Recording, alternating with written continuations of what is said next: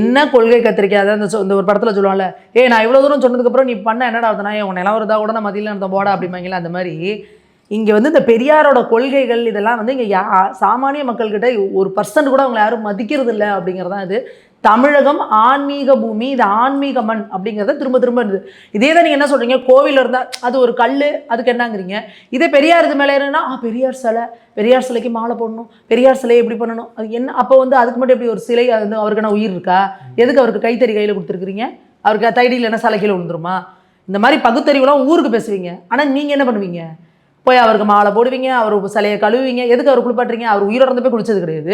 எதுக்கு அந்த சிலையை போய் குளிப்பாட்டிட்டு கிடக்குறீங்க? அப்போ என்ன உங்கள் பகுத்தறிவு பல்லடிச்சது தெரியுது?